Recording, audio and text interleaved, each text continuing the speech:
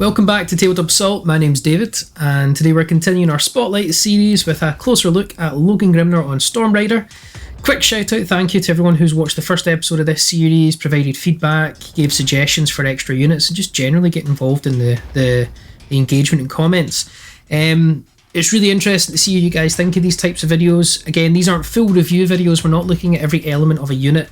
Ross sort of covers that in a lot of his review videos. These are more designed to be, you take a unit at first glance, what's your opinions on it, a really quick and simple open discussion. We don't cover all its nuances, just a couple of the key important facts.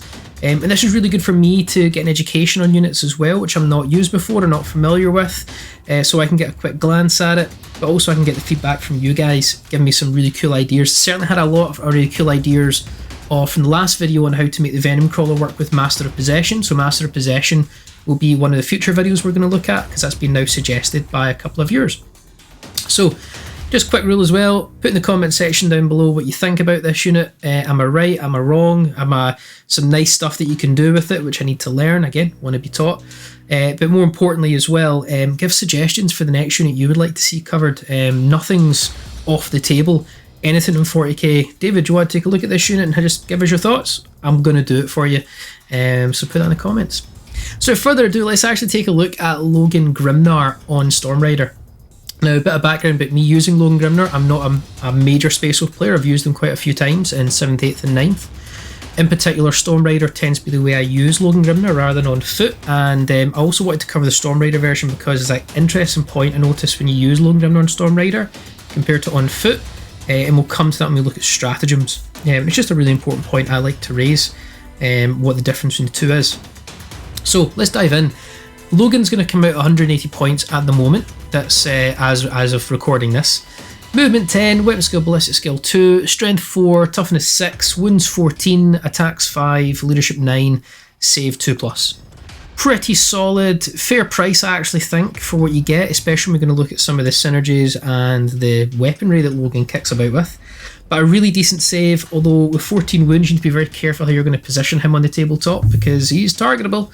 And I believe he used to be 3 up armor, so now having 2 up armor really goes a long way to helping him stick around. But a really decent stat line. I'd maybe like him to have maybe 6 attacks, rather than 5, just for being the king of Space Wolves, but 5 I can deal with.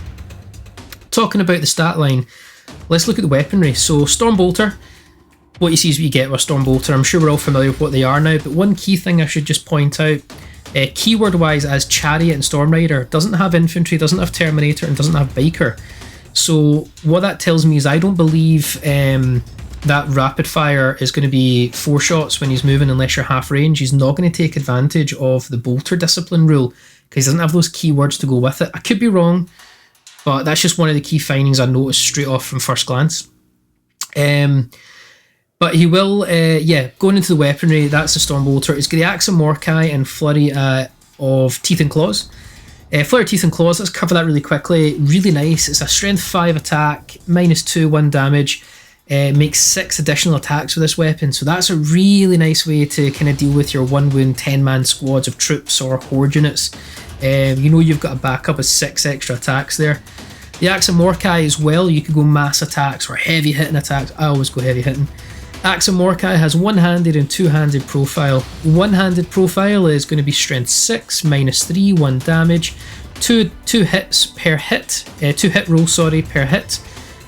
So you can do another horde killer with that, or you could use two-handed, which there's no negatives to hit here, which is great. You'll be strength 8, you will be -3 and 3 damage. I like it. You can start killing some Termies, start chopping away at vehicle armor.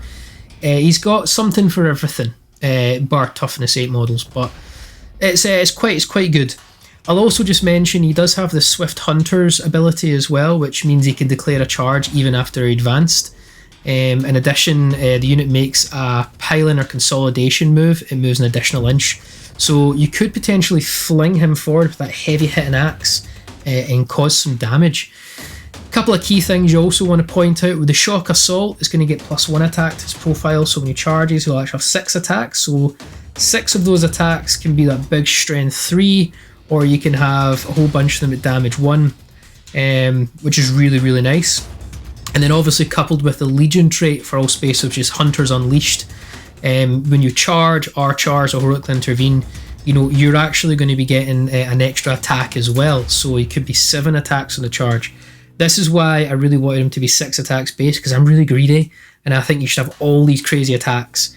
I still wanted that 1 extra attack on his profile. But he's going to get a lot of attacks regardless, from Hunters Unleashed, Shock Assault, and then coupled with the different profiles he's got there. So he's an absolute damage dealer, should you choose to use him that way.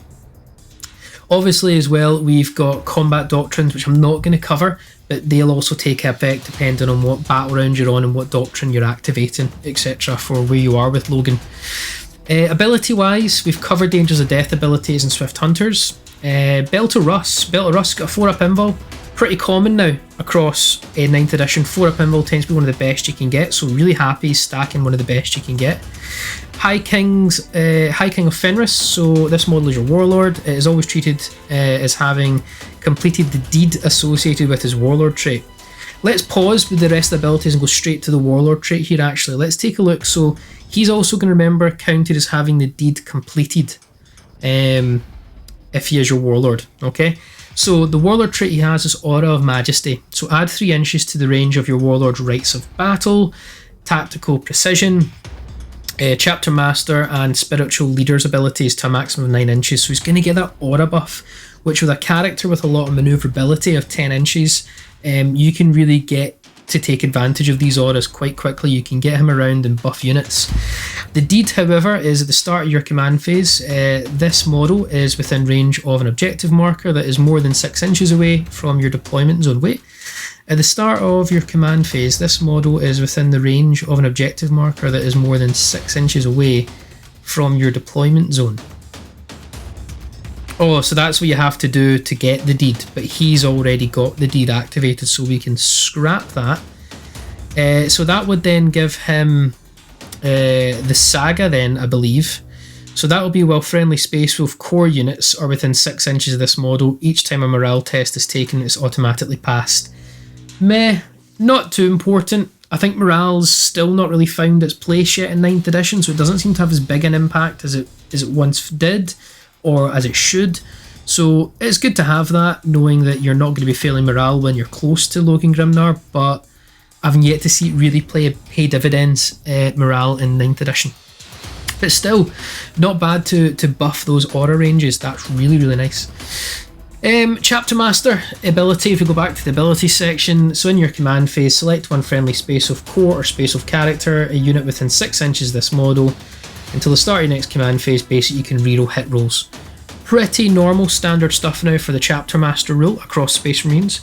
Rites of Battle, core units within 6 inches of this model make an attack, they reroll hits of 1, but remember you're getting these buffed to 9-inch bubbles, which is really, really cool.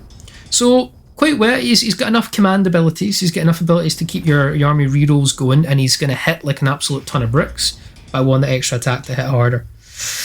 So far, pretty good stat line, I quite like it. But this is the important section I mentioned earlier on. There's a difference between on foot and on Stormrider, and really the next section we usually cover in the spotlight videos is what stratagems does this guy sort of stack. Really it's only one that stands out. There's a few other minor ones, but it's really only one stratagem, and this is the key point I want to raise between foot and Stormrider. On foot, he has an absolute plethora of stratagems he can synergize with. If I just try and count these from the top of my head, on foot he gets what? 1, 2, 3, 4, 5, 6, 7, 8, 9 stratagems I think he can sort of take advantage of. On Stormrider, he's sort of only got 1 that you're going to take advantage of. So you go from 9 stratagems to 1 when you're using the different versions of Logan Grimnar, which I think is a really important point to raise. So what is the stratagem he's going to really bring? Only in death does duty end. So use the stratagem in the fight phase when an Adeptus Custodes character model from your army that has not already been selected to fight in this phase is destroyed. So remember, it's not after you fight and then are destroyed. You couldn't have fought beforehand before you can activate this. Do not remove the model from play. It can fight with its attacks. Unit has finished. Sorry, it can fight after the attacking model unit has finished its attacks. After resolving the destroyed model's attacks, it is then removed. Basically just gives you a round of combat regardless of how the fight's going to unfold. As long as you haven't struck previously, then you know you're still going to get, and probably you're going to kill whatever it is that killed you back.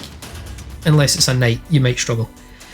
But yeah, that's what I wanted to raise that. You miss out on a lot of stratagems when you take the Stormrider version now. You're going to trade off the stratagem synergies for having that ability to zip around the board, doing a whole bunch of damage, and reroll for you, when you can get to other units that need these rerolls. You're going to probably get board control with Logan Grimnar a bit better. On foot, no chance. You're going to have to probably deep strike him in, or he's going to be slowly foot slogging up along the board, and your opponent will probably avoid him. Although you won't be getting targeted from long range, but your opponent's probably going to avoid you. Stormrider really means your opponent now has to factor him into your battle plans. You have to deal with Stormrider, or else I'm going to fling him forward and cause all sorts of untold hell on your opponent. That's the two sort of key differences there. But overall, I really like the Stormrider version. I think he's got a lot of really cool stat line, a lot of cool weapons, decent abilities. Yeah, for 180 points, really good value. I think when I'm bringing the Storm Spaceos, I'll try him out. And I'll probably try the foot version versus Stormrider version, see how which one plays out better. Is having the access to stratagems important or not? Yeah, so again, another really quick spotlight video, guys, on Logan Grimnar. First of all, hope you enjoyed it. Please in the comment section let me know your thoughts about this version of Logan Grimnar. How do you use him? What do you like to do with him? Do you prefer the Stormrider version or foot version? And more importantly, what characters do you want me to touch on next on Spotlight? Again, just a brief glance at the unit, nothing too special. But yeah, thank you for checking us out. Check the links down below for all our social medias. Comment, share, like, and subscribe. And we hope to see you again on another one of our Tabletop Assault Battle Reports.